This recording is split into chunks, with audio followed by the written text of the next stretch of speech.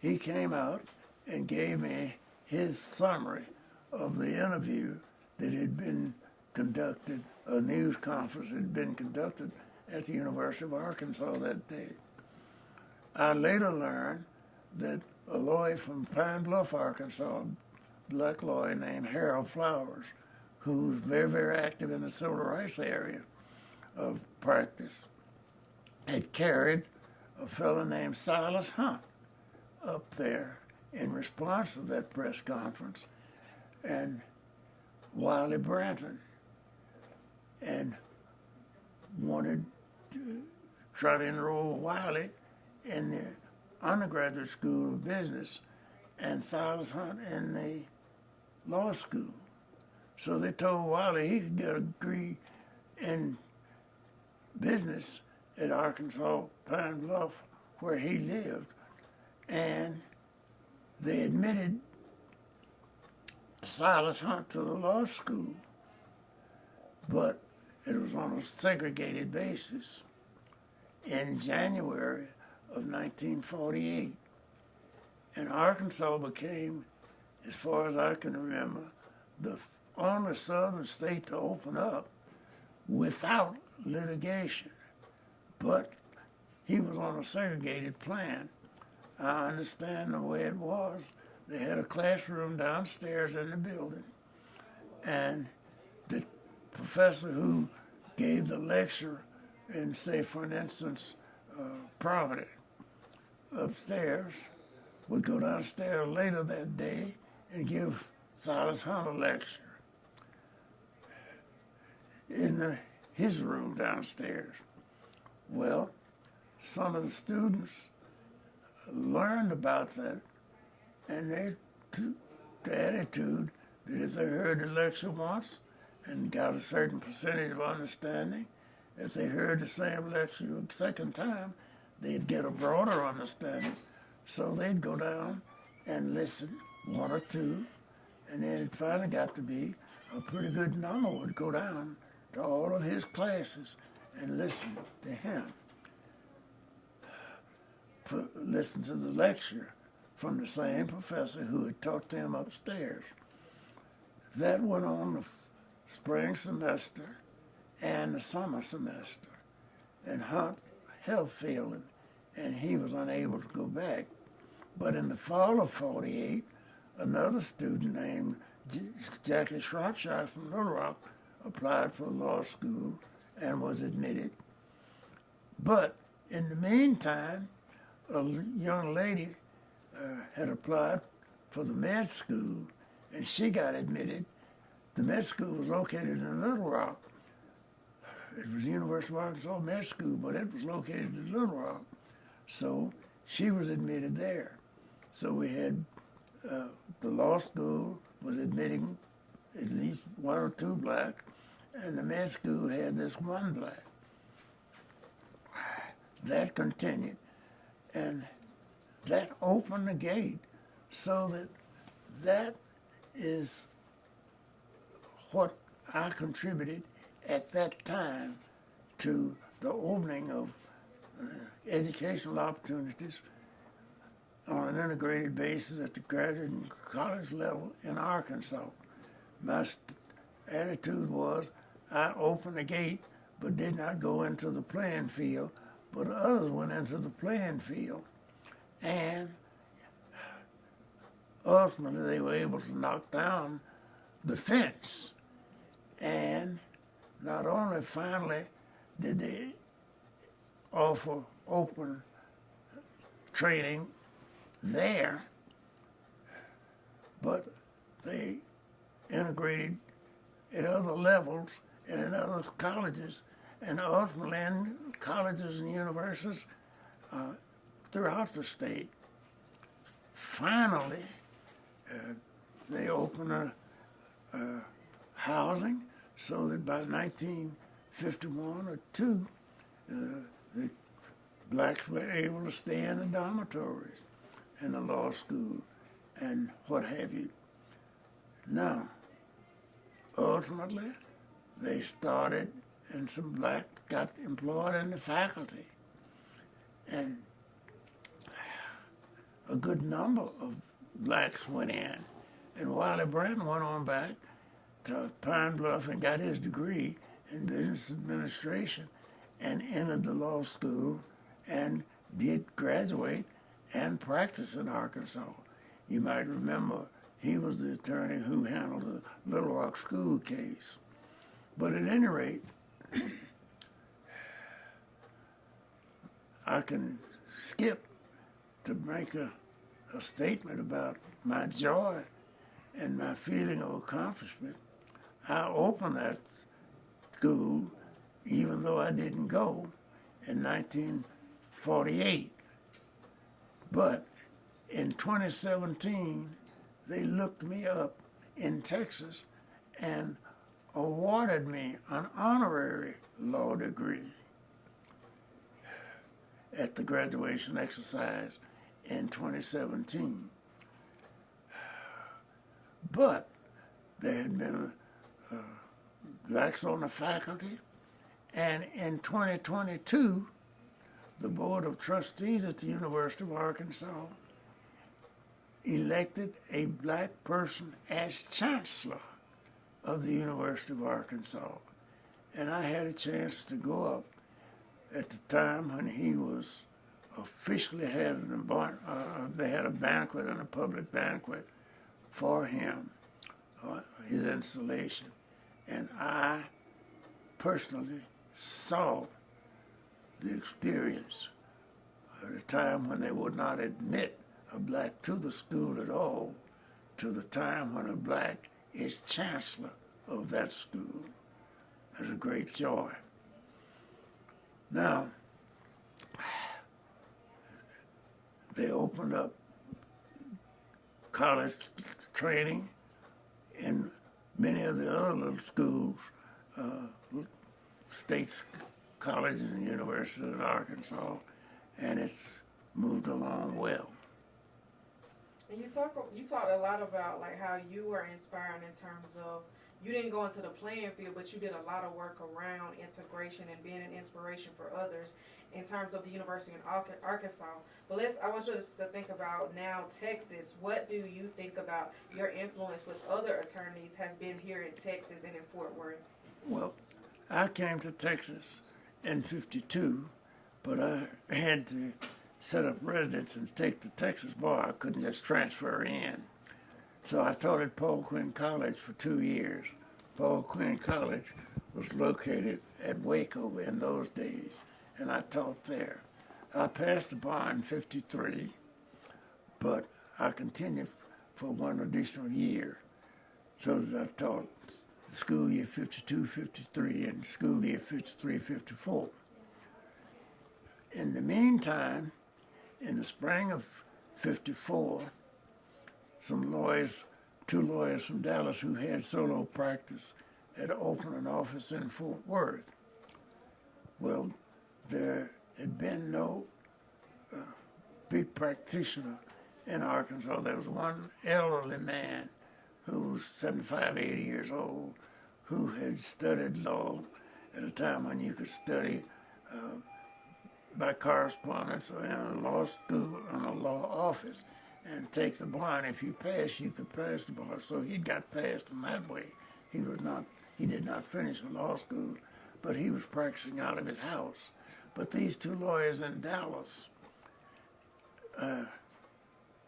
tried to go into a partnership and open an office in Fort Worth.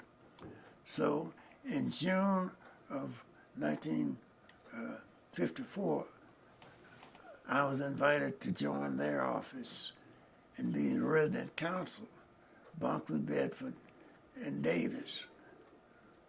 C.B. Bunkley, Lewis Bedford, and Davis.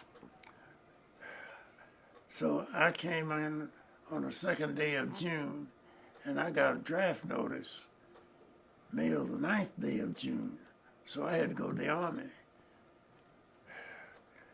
I went to the Army. It took me 6 months and 3 days to get released, but I finally got released. But when I got back, there were two local lawyers, local residents, who had passed the bar. One had finished the University of Texas, I believe, and the other Texas Southern, and the other had finished somewhere else, Lincoln in Missouri, I believe. But at any rate, they had opened an office together so that they were here. And this elderly gentleman that I'd mentioned was here. And I was to occupy the office for Bunkley and Bedford. So I did. I came back in 55 and started practice. And I joined other organizations that were promoting equal opportunities. I worked with the local real estate brokers and helped move into a broader section of the town where we had not been permitted to live. We worked in employment to open up employment and expand employment. We worked with the city to get more blacks employed in the police force. We worked with the city to get in the fire department. The political action committee was made up of the blacks who were chairs of precinct chairs, and we were there. So I worked with them. So I worked with the real estate brokers. I worked with the precinct workers council. The Urban League had an office here. I was active with that, and everything that was group that was working, trying to work for equal opportunity or open opportunity or broaden opportunity, I worked with. I do not claim that I did all this. We did this. But, of course, there were instances where they needed to work of a lawyer, and I did that area of the effort and mention it, but I still say I was working with the group rather than I did this. We did this. And who was the we? The organizations, the Precinct Workers Council, the real estate brokers, the other organizations, the Urban League, all of those organizations were doing their area of pushing, and I would work with all of them. Now,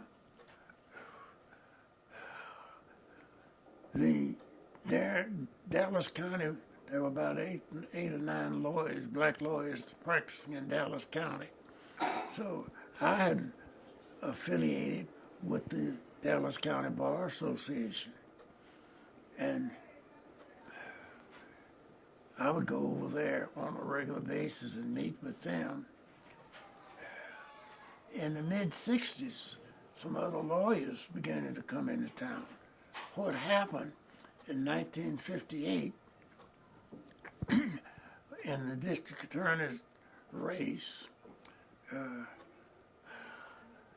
we in the political group pushed for adding blacks to the district attorney's staff.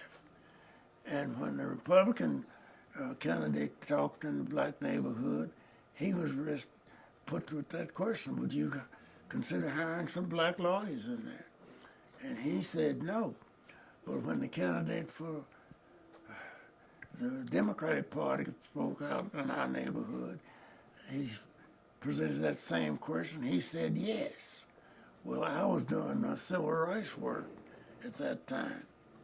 So when the election was held, the Democrat won.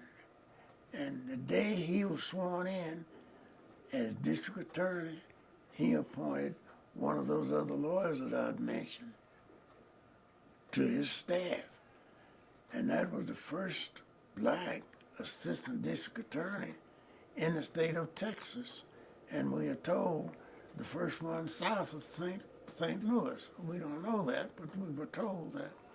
But at any rate, we had worked, and finally in the mid-'60s, after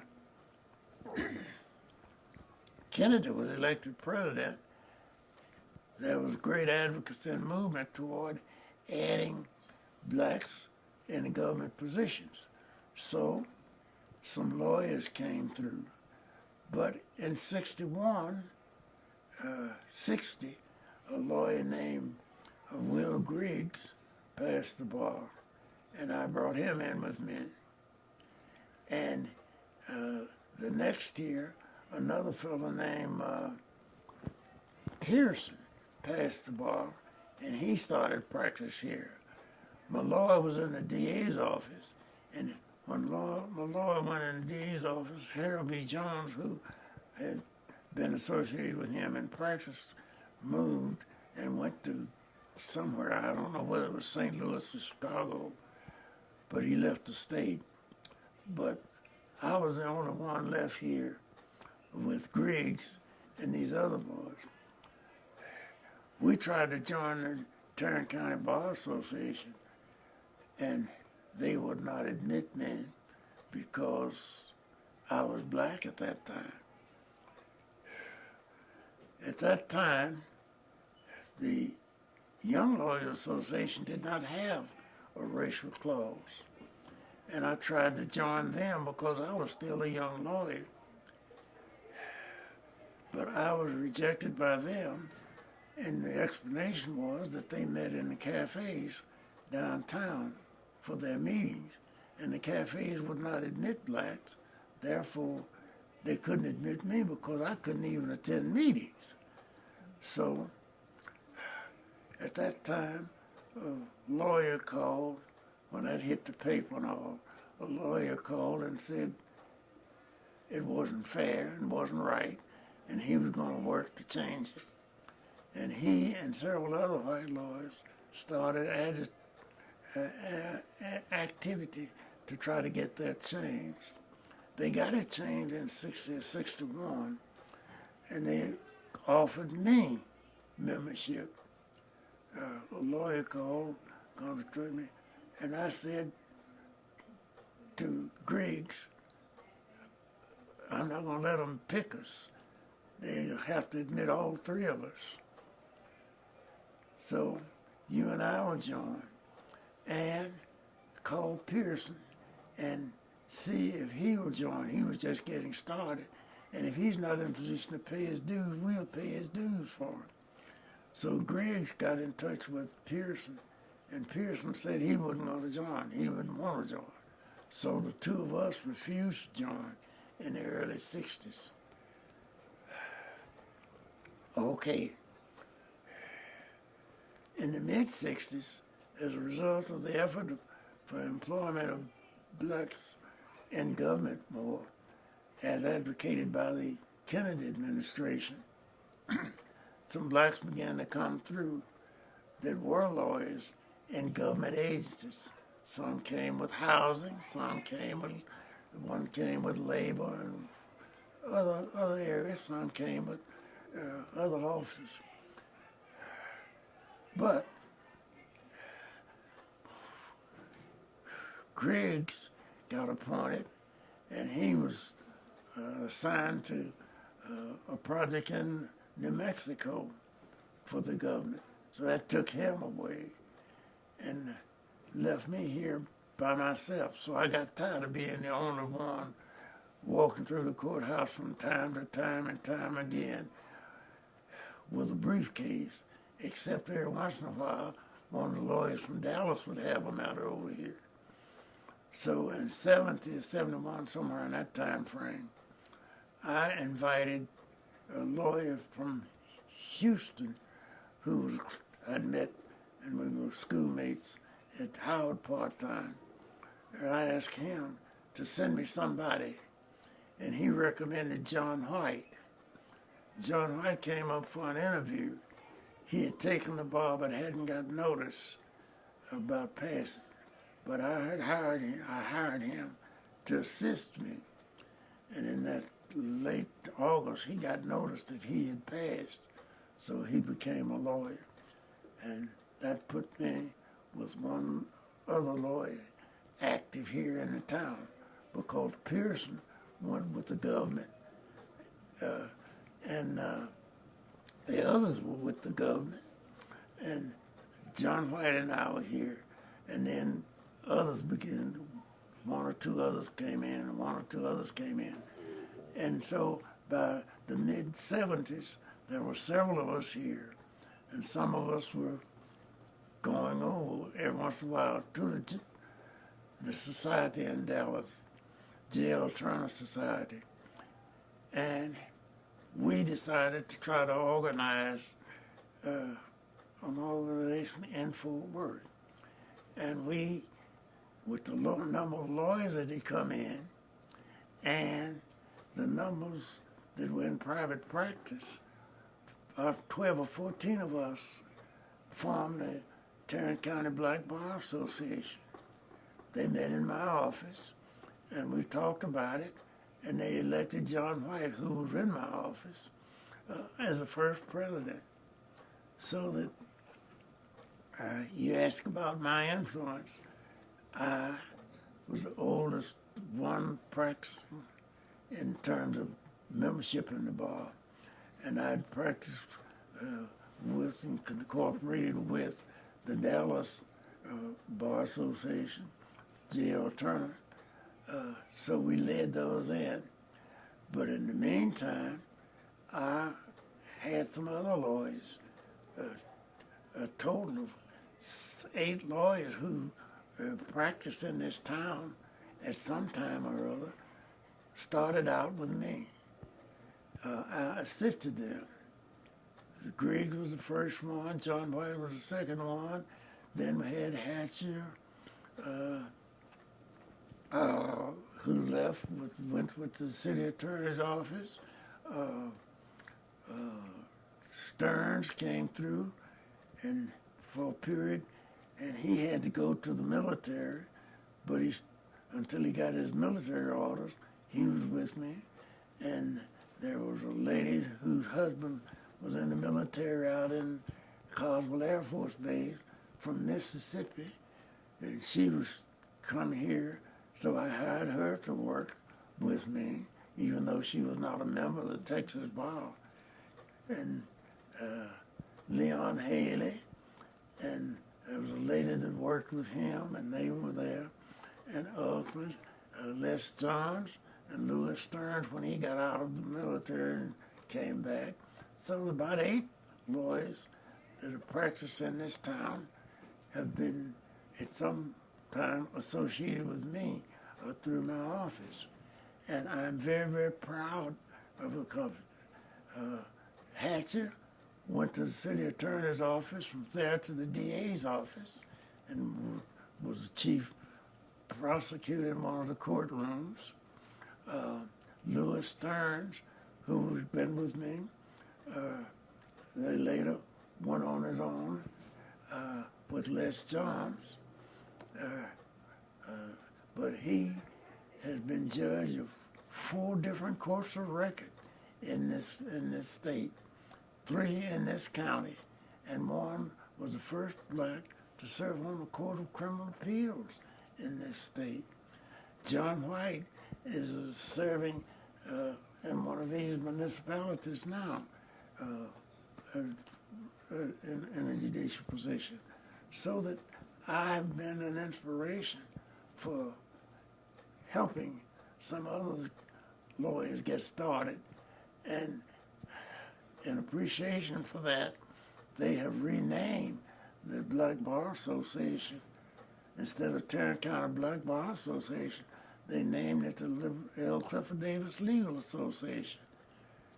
So, in '83, I was appointed to the district court bench, and I served in the judiciary that year. And in '84, I had to get elected, and I was the first black to be elected in a contested race for a judicial position in '84.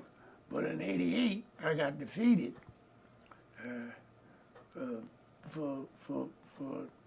because this county turned Republican, and all of the judges who were up for re-election who were Democrats got defeated that year, and I was defeated, but I was eligible to serve as a visiting judge, and I served as a visiting judge, working in a total of 12 other different counties at different assignments during my term until I retired in 2004. But that's my contribution to the lawyers. And I mentioned those that have been direct connected with me in my office, together with being of assistance to others who in practice here. And I appreciate how you talked a lot about like your own influence with integration, your own influence with being role models for people who came after you, especially black lawyers that came after you, and then the work of integration that you did at University of Arkansas, but also in Texas as well as Fort Worth and in your own practice. But I want to ask you specifically about in Fort Worth, you integrated the independent school district through one of the most notable cases of your career. So how did this shape your career in law? And further, how did this work shape who you would become in having a school built in your honor? Well, let me say this to you. I got great appreciation for the value of education from my parents, who thought so much of it that they rented a home in Little Rock for the kids to go up there and get a good high school education. That was the inspiration initiative for me. And I developed that, and I developed an appreciation for the value of education and that you need to work to get it, and you need to do your best to be a good student.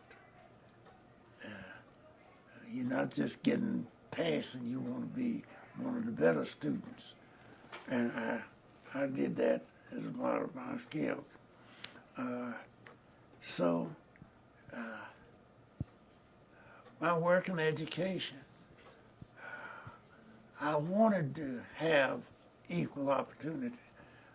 And I wanted integration because it was difficult to say this person can't do this job because he's colored if he finished the same school that the white boy finished. If they both finished the same school, they both ought to have similar talent in that field. So that was one of the motivating factors that caused me to want to get it open. We go to the same place and have the same schooling and training that they have. We could look for and be expected to do the same efficient job position that they were doing. Now, we brought that. You see, there was a time when Terrell was the only high school in Tarrant County for black people. So the kids from Mansfield, Grapevine, Arlington, and west part of this county, if they got to high school, had to go to Terrell. And even all of the students in the various sections of Fort Worth, and we lived in sections of the town at that time. But everybody that's gone to high school had to go to Terrell. So that we wanted to open up that. And we did so. And let me explain what we did. We filed a Mansfield case in '55 and had that episode, got an order for them to integrate down there, ultimately by appeal. But in '56, when it was time for them to go under that order, the mob gathered on the school day, and it was physically unsafe for us to go, and we did not go. And the kids did not enroll in Mansfield, but it set in a movement toward integration there. What Fort Worth did, they had the one high school at I Am Terrell, and up to 8th grade in 3 other sections, Como, North Side, and Riverside. And then those students from those schools would go to Terrell. So when the Brown decision came by, because originally we were saying we should be able to go to school near us, or school of choice, they decided that they were going to make a high school near all of us, so that they upgraded these schools a grade a year, started trying to upgrade them a grade a year to make 4 high schools, and we ultimately developed 4 high schools: Como, Riverside, North Side, you see, and you had Terrell. Well, when we brought our lawsuit, we wanted the integration. And we filed a lawsuit in '59 here in Fort Worth to integrate students. We included ultimately. You want to stop for a water break? Huh? Do you want to stop for a water break? Some water. Do you need some water? No. Okay. And we wanted the plaintiff, one of the plaintiffs in our case was the kids that lived down there in what's now where the downtown junior college is located. That was a housing project, and there was an elementary school right up the hill, a couple blocks, 3 blocks away. But those kids had to get over to the school there near I Am Terrell for elementary school. And the other party was a kid that lived out here in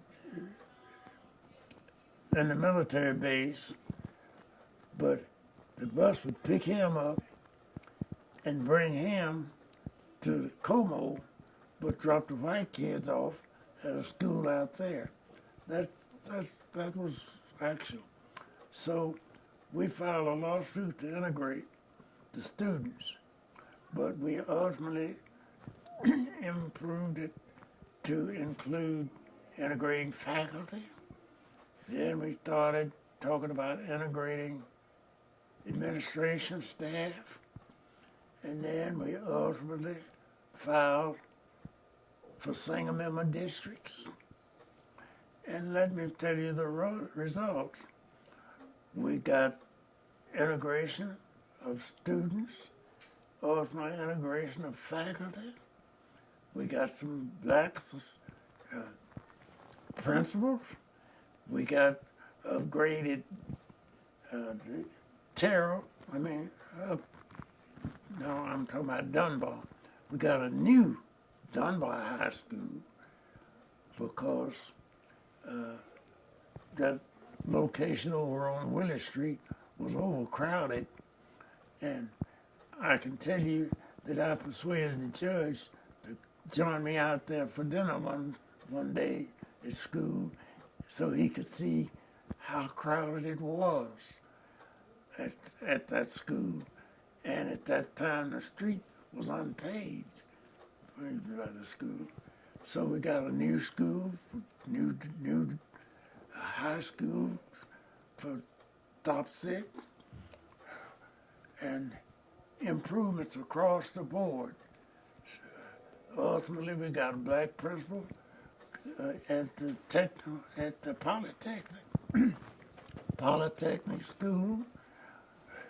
We got not just one black in a school, but we got increased numbers of blacks in white schools and whites in black schools. Were all the roads not paved, or Huh? were all the roads not paved? I know you said for one of it wasn't paved. Was it like that for all the black schools? The one that's going by Dunbar, which was over on Willie Street. It was all paved. It was later surfaced.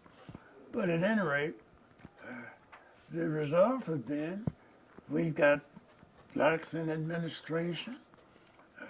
Ultimately, you had a black superintendent of schools. A black, superintendent of the Fort Worth Independent School District.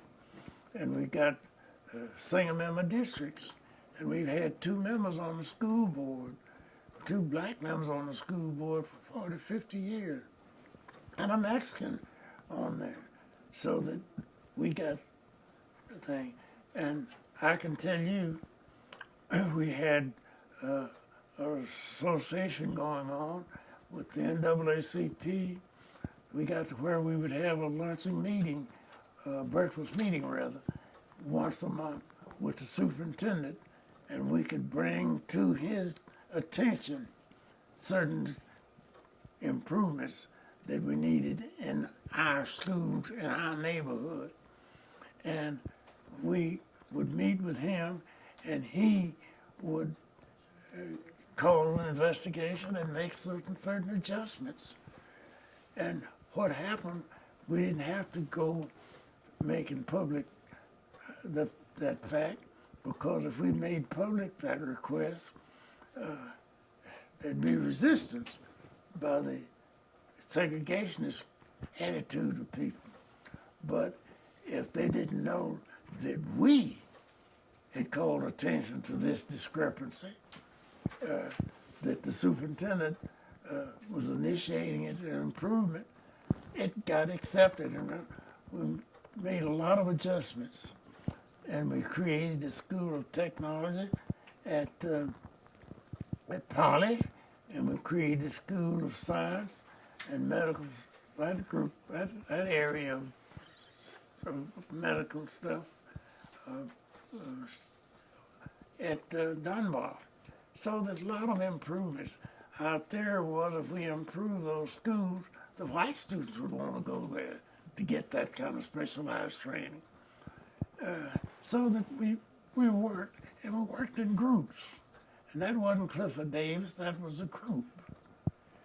We worked in employment, we sued General Dynamics, and ultimately, it took us a long time, but we ultimately got a large financial judgment for money for the people that had been discriminated against in jobs, and promotions out there. We intervened at General Motors here in Arlington and got employment there. We had problems with Bell Helicopter. We had problems with agencies. We sued for housing. As a matter of fact, we sued to open up that area on South Freeway between Alta Mesa and Sycamore School Road. That was a new addition that was developed there. And they were developing it, and when they got some houses developed, going to have a sale of the housing after they got a number of houses built. And the salesman the broker put his salesman out there one Sunday to sell, and he sold 4 houses, one of which was to a black. And that Monday, when that salesman went in to report the success that he'd had, and it was brought out to the broker that one of them was to a black person. Oh no, call him, give him his money back, we can't sell it. And they called him and told him that, and he came to me, and I filed a lawsuit, and we got that settled, and that opened up that area. And we ultimately got blacks moving all the way into Hewlin Mall area and beyond. And the real estate brokers.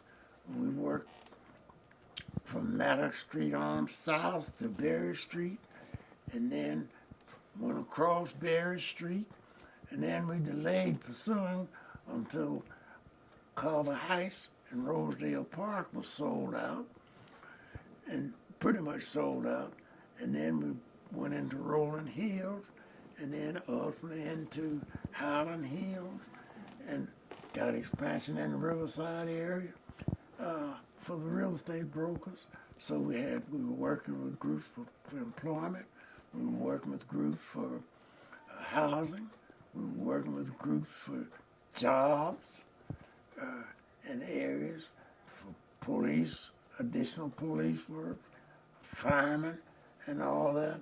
And we had several people who worked in the federal government, and every time some positions would open up there was a group of us they would call and say there's so-and-so opening up, and a group of us would meet and find out who in the community had that skill, and we'd get in touch with them and got people to go and apply for them, so that we expanded the number of people in federal government offices locally, and a great variety of things that we did. And let me say this, we had a few marches, but we didn't have the disruption and violence that many other areas of this nation had in making the progress. And there was a cooperative element of the community. And we got single member districts for city council, and single member district for the school board, and we got blacks on the railroad, on the various agencies and things, and blacks on the junior college district board. Been on there ever since. It's the only agency, as far as I know, that had a black on there ever since its creation. So that we've made a lot of progress, but it's been group progress. And let me say this to you. I developed my own notion about community responsibility. I call it civil responsibility. We hear a lot of talk about civil rights, but I want to talk about what I call civil responsibility. And let me give you the root of that notion. When you look at the Constitution, it says, we the people of the United States, in order to form a more perfect union. That is a permanent commission, a mission to form a more perfect union. And we do it all the time. Each generation is trying to make it better. But they also mention in that for freedom and justice and liberty and the general welfare. So that I got my own definition. We, the people of the United States, have a civil responsibility to treat all inhabitants with dignity, courtesy, respect, and integrity, without regard to their race, their culture, their age, their sexual orientation, their religious or non-religious affiliation, their political affiliation, or any other socio-economic factor, and to advocate and practice individually and collectively for freedom, for justice, for equal opportunity, for diversity, for the health and welfare, the safety, and the general welfare of the total community. Each individual has that responsibility. Absolutely. And I have tried to live that lifestyle, to work for the general welfare and open opportunity for all people.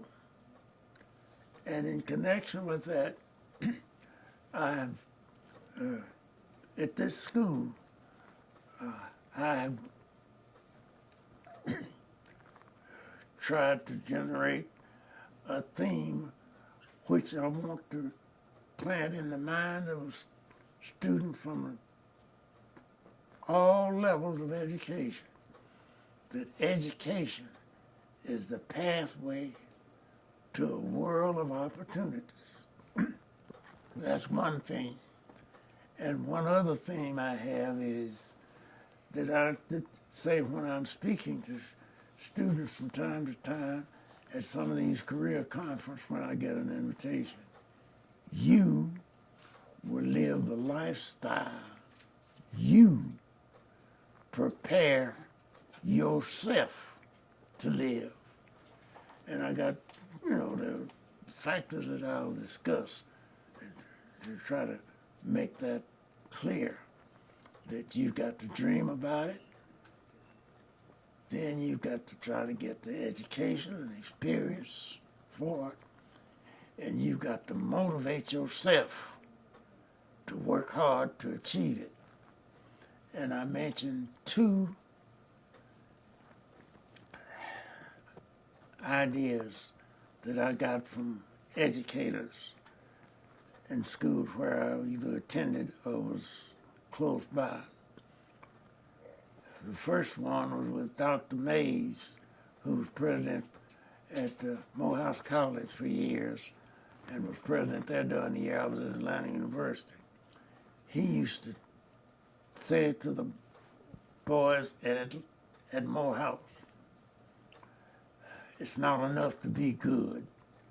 The woods are full of good people. You've got to be excellent and superior,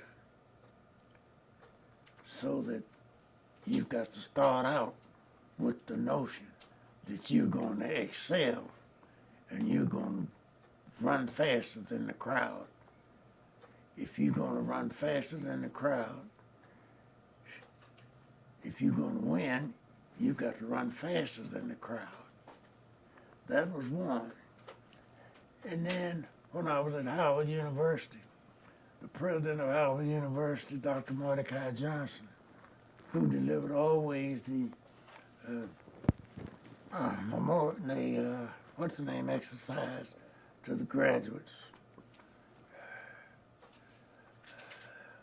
There's good you can do wherever you are, no matter what your career is or where you locate.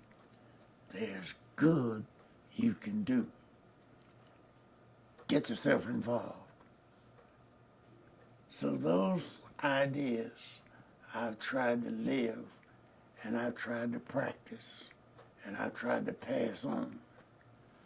I wish we could adopt around the education community the notion that education is the pathway to a world of opportunity. And you will live the lifestyle you prepare yourself to live. Absolutely. That's perfect for the last question too. So you talked a lot about your influence.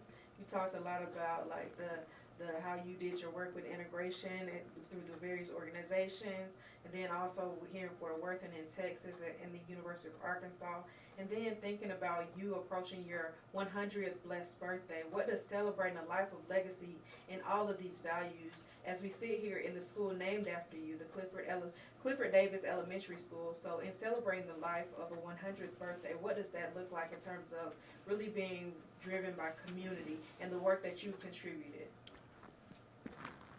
I feel pretty good that I have tried to actually practice what I have preached. I have worked for the general welfare. Even when I was in school, I tried to do an excellent job of studying, and I try to do excellence in work as well as play. I've also had another idea that's been planted. As long as you are in the world, you're going to want to be with people. That one I got when I was at Philander. That was one of the big statements of the president, Dr. Harris, of Philander Smith College. He required every student at Philander to belong to a club. That was a requirement. You had to belong to some kind of club on the campus. And the theme that he tried to drive was, as long as you're alive, you're going to want to be with other human beings, and you need to learn how to work with and for the general welfare of all human beings. Thank you. Thank you so much, Judge Davis. And again, today is Tuesday, May 14th, and it was an honor and a privilege to be in community with you and to be in community with you here at the school named after you. So thank you, and happy 100th birthday. Thank you. It was a delight to have visit with you. Yes.